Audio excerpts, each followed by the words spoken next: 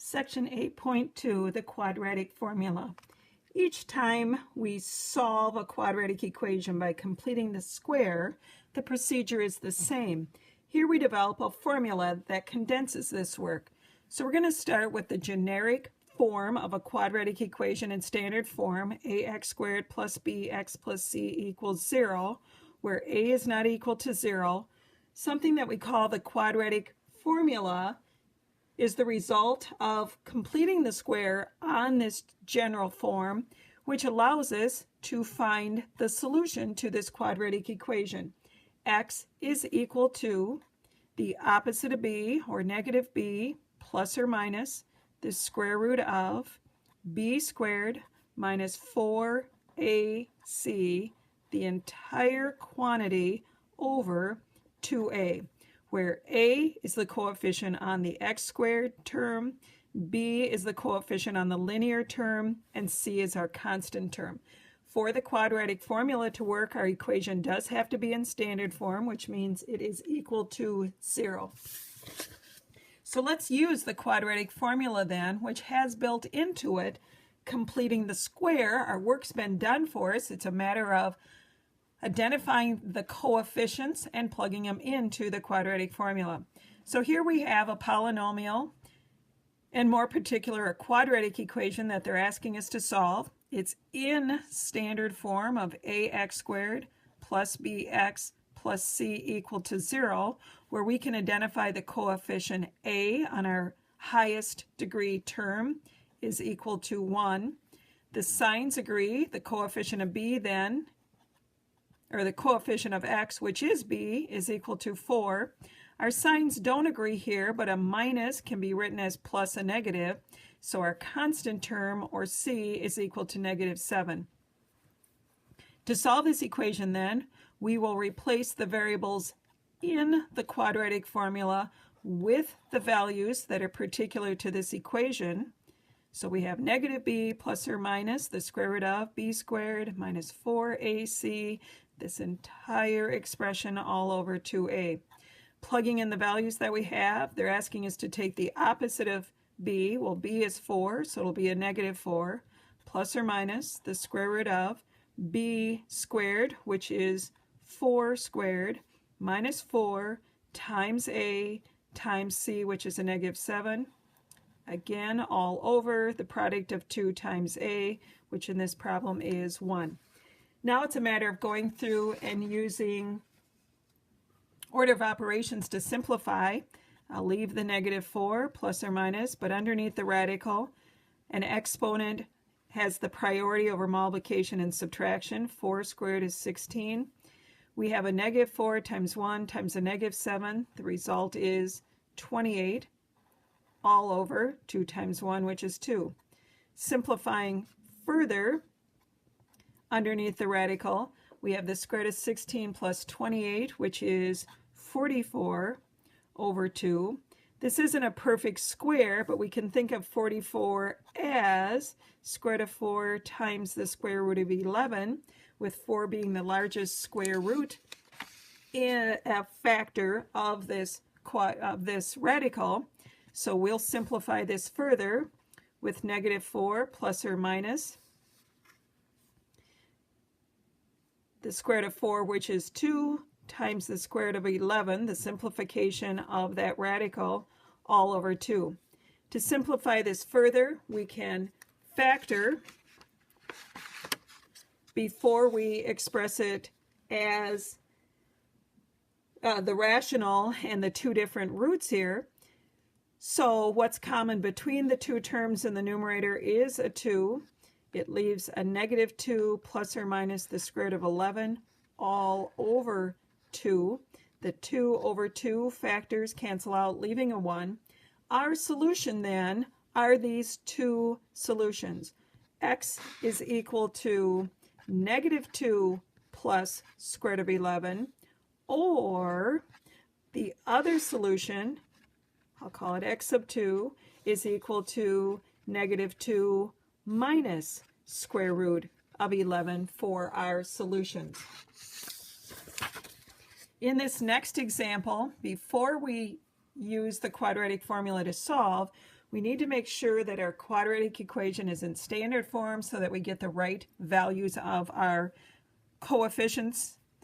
So bringing everything to the left, since we have a positive coefficient on our leading term here, not that it matters,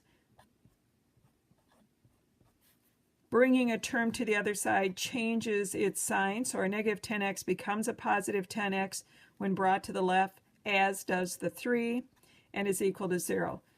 The other way would be add a 10x to both sides, add a 3 to both sides. Comparing this then to the standard form for a quadratic equation, we can determine our values of our variables. A is equal to 5, B is equal to 10, and C is equal to 3. Nothing needs to be done as far as the signs. Everything is in agreement with the standard form. We're now ready to plug these values into the quadratic formula. Negative b plus or minus square root of b squared minus 4ac, the entire quantity over 2a.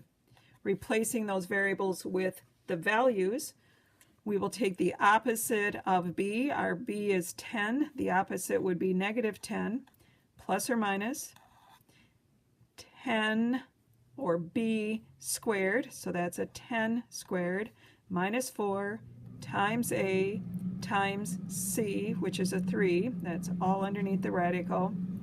And this entire expression is over 2 times a, which is 5.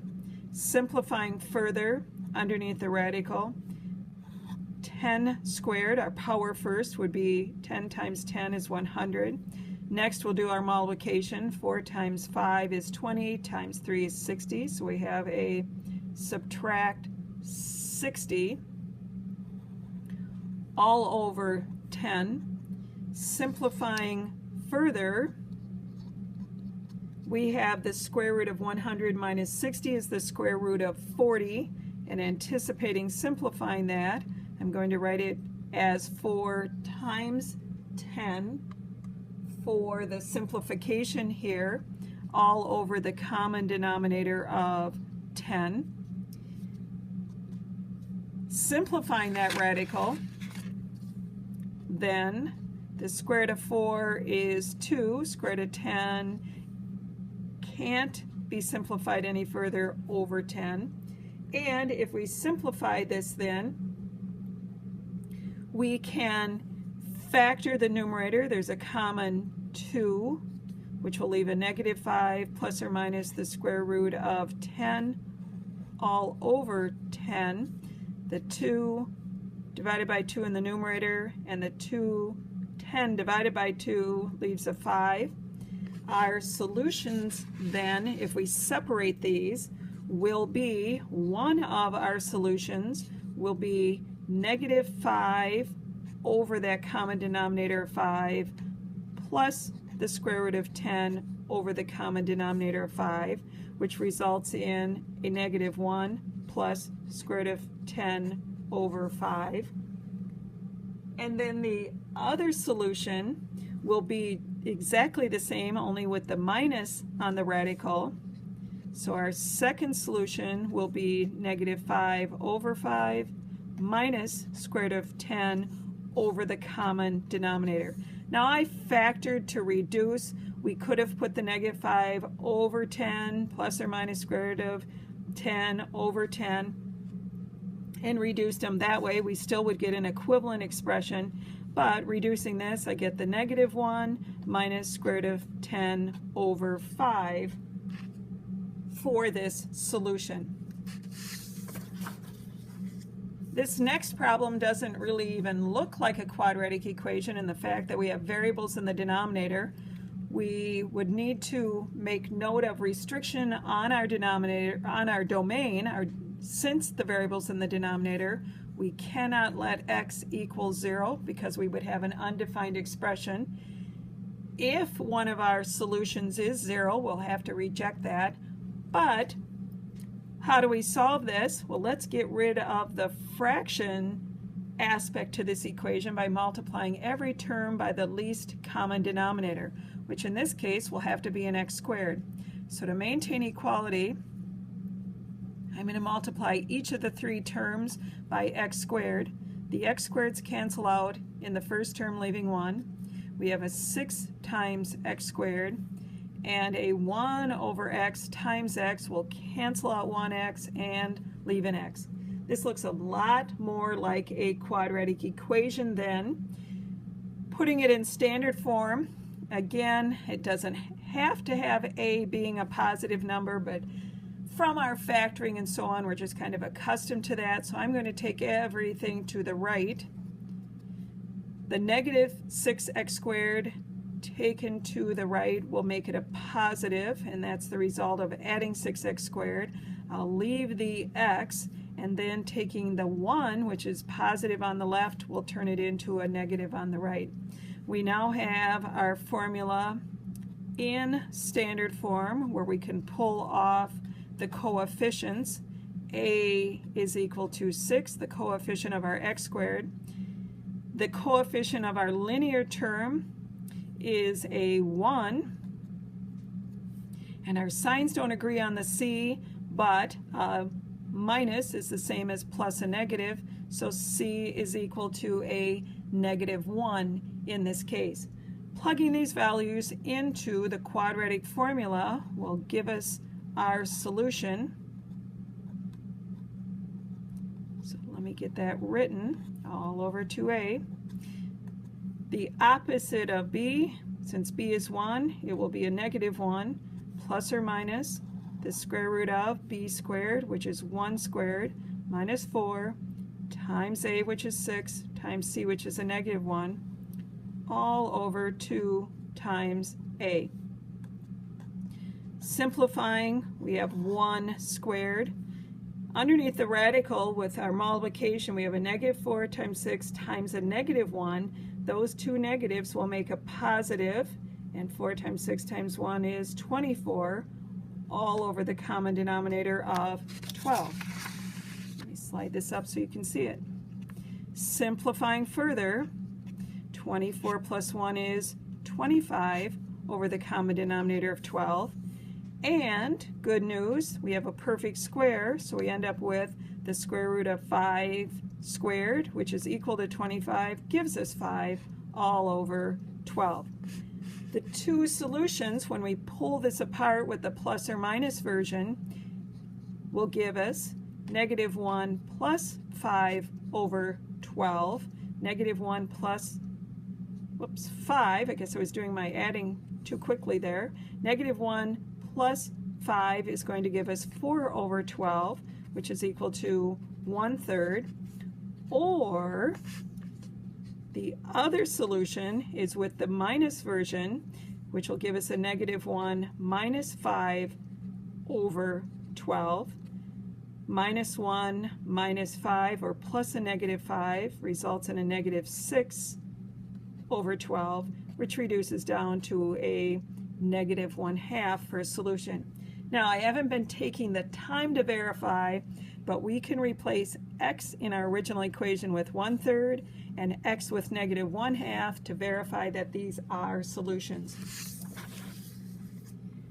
Besides having rational equations, we also can have equations that need a little bit of simplifying. And here, this doesn't look like the standard form for a quadratic equation, so we need to do some work to transform that so then we can use the quadratic formula. So we will multiply distributively. We have a 9. 3x times x is a 3x squared. 3x times -2 is a -6x is equal to 8.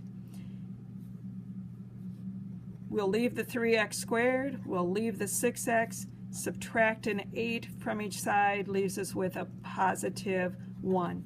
We're now ready to use the quadratic formula.